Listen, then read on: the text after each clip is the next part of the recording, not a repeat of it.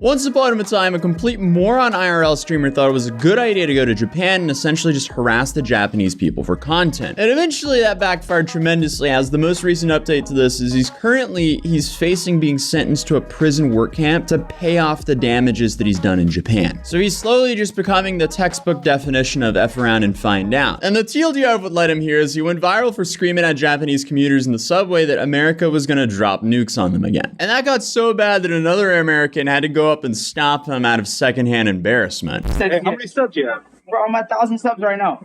Nice. Cool. Sit down, brother. Enjoy. Then he frequently tried to pick up women, but when he was being denied, he started cussing them out. Okay, can I ask you a question? Japanese? Japanese, both. Okay. No. Oh, they're scared. Look. Okay, no, I don't show you. Oh, man, these is too scared. Japanese, they be showing there's too much filter. He continuously harassed people for days until people just got fed up. If the police tell me to stop, I will stop. If the police tell me to stop, I will stop. You are not police. So he got punched in the face randomly dozens of times by strangers. Like, dude became infamous in Japan in just a few days. People showed up to his Airbnb to confront him. But can we talk? We don't need to fight, you know? Why use words? Let's use words. We're not here to fight. They don't understand? He was forced to do some sort of traditional Japanese apology, but he just made an absolute joke out of that, which made things even worse for himself.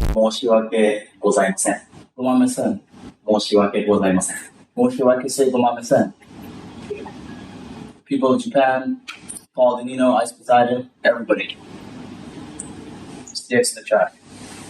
So then he ended up fleeing Japan. And because he thought he was safe, he then started to taunt the Japanese people saying, hey, look, nothing happened to me. Well, clearly he's no scientist, but his next move made me realize, oh, his IQ is probably lower than the average person's shoe size, because he returned to Japan just a month later. And did he act normal? No. He made everything way worse for himself because he continued to live stream himself repeatedly breaking the laws. Then, deja vu, he started getting punched multiple times all over again. He was then finally arrested for trespassing, then released from jail, then arrested again for a completely different charge. He also apparently brought his friend the second time he went to Japan, and that friend got arrested as well. And unfortunately for him, he live streamed everything he did there, and Japanese broadcasting laws, they can be extremely strict. My understanding is he can actually be sued for broadcasting from businesses without their consent. So it's safe to say that things are looking terrible for the streamer Johnny Somali, and I didn't realize how bad things were for him until a viewer from Japan actually reached out to me and explained, hey, you English speakers have missed a lot of the key details here. So my response was, please enlighten me. What are we missing to this situation? So he explained to me that Johnny is not only just facing prison time, but also a decent amount of monetary cost and potentially a long time in custody before even being charged with anything. He explains that Johnny can be held for 28 days on the original charge, which is apparently 48 hours for the original hold, plus 24 hours to ask for an extension, plus an additional 10-day extension, plus another 10-day extension, and then an additional 5-day extension on top of that if needed. However, he was released without indictment and then arrested again on a new charge. So his detention time will now be reset for an additional 28 days. Repeated arrests can result in indefinite detention before formal charge before his court.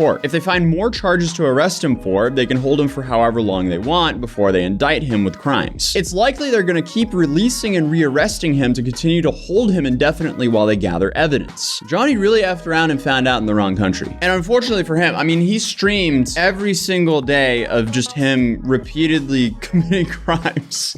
So it's like, they'll just go through all of his VODs and charge him with every single time he committed a crime. So he can actually be in detention for a while. But he goes on to explain regarding the other charges, they're investigating him for entering places without permission, such as kitchens of restaurants, but may also be investigating the live broadcast portion because of Japan's strict privacy laws. This got him in trouble on his last visit to Japan with streaming on the train. It's not a criminal offense to photograph or film in public places, but it can be a civil offense if people find out their likeliness was published. But if he was in a private space like a restaurant, then it can be an issue. He said that he will not speak without a lawyer. He can have a consular representative available to help him understand what is happening and direct him to resources to help him. But because these are considered minor charges under Japanese law, he's not entitled to a court-appointed lawyer until his indictment before the court. Since he can be detained indefinitely while they add more charges, it may be a while before he gets a lawyer unless he privately hires a lawyer. He must pay out of pocket for a private lawyer, which is formally charged before the court. He can get a court-appointed lawyer, and if they do not speak English, a court-appointed translator. Most of the time, they're paid for by the court, but if he gets a judge that does not like him or upsets the judge can make him pay for the court-appointed lawyer and translator as well. He then went on to say there's been a few cases where a sincere apology and an offer of payment to victims of the crime have led to release, but he doesn't think this will be the case in this situation given the previous apologies and the continued behavior. Apparently 75% of the cases are dropped before getting to trial, so it's a possibility of it being dropped, but in this case he has already overstayed his visa and then will get rearrested for that as well. So Johnny is currently stuck between a rock and a hard place no matter what happens here. If he's found guilty, he apparently has two options for sentence. The first is a suspended sentence, which is the most likely. He does not go to jail, but must not commit another crime in Japan for a certain number of years. He will also have to pay fines and compensation. The second option is that he goes to jail, in which case he will serve a prison term with hard labor. Prisoners may receive partial credit for the time served prior to conviction, but this is determined by a judge and not guaranteed. There's a small wage for the hard labor, which is usually used to pay off any fines and compensation requirements. He'll be subject to deportation upon release due to overstay. He is expected to pay for his own deportation. If he cannot pay for his own flight, he will then detained at the deportation center until he can receive enough financial assistance to pay for the flight. And anyway, he will have to pay money for his own defense and exit from the country. And then on top of that, he likely has to pay for fines and potential victim compensation. But he also goes on to say that if Johnny does get prison time, it's going to be very hard. The current belief is that he will not get jail time, so he cannot claim to be a victim when he's released. But right now, he says that he'll likely continue to get rearrested over and over again while they find charges against him and hold him as long as they can. So, I mean, if anything, this should be a massive wake-up call for tourists and other content creators wanting to do content like this. When you're visiting somewhere, respect the culture and just follow the rules. It's really not that hard. And especially for my fellow Americans out there,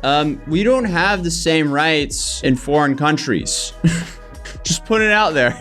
But Johnny spent months monetizing himself, harassed people, and he's now facing repercussions. And unfortunately, it doesn't seem like influencers have learned from this at all, because now there's a new influencer incident that I'll be covering in a future video. And I also noticed this comment on my last video that said, I work in Japan in media and previously advertising. Japanese law is technically very strict about obtaining rights to film. Filming inside a private establishment without consent is illegal, and even filming outside without blurring out passerbys and advertisements is also technically illegal. 99.999% of the time, they won't bother enforcing it. But it's something they can legally wave at you if they're after you for whatever reason. It's why the Fast and Furious 3 specifically hired a fall guy to get arrested to film the iconic Shibuya crossing scene. The police can keep tacking on more charges. It's a matter of how much they want to pile on until the prosecution is satisfied with the level of punishment. Police are super nice in Japan. Drunks routinely jeer at them with zero repercussion. But if you fall on their bad side, you're really screwed. Well, apparently, if we've learned anything from this series, it is don't F around in Japan. But if Johnny does indeed end up in some prison work camp, that'll definitely be a very unexpected outcome, because just like 6 weeks ago, we thought he was going to get away with all of this and not even be punished. But whatever happens, I'll keep you guys updated, and I'll see you guys in the next video. Peace.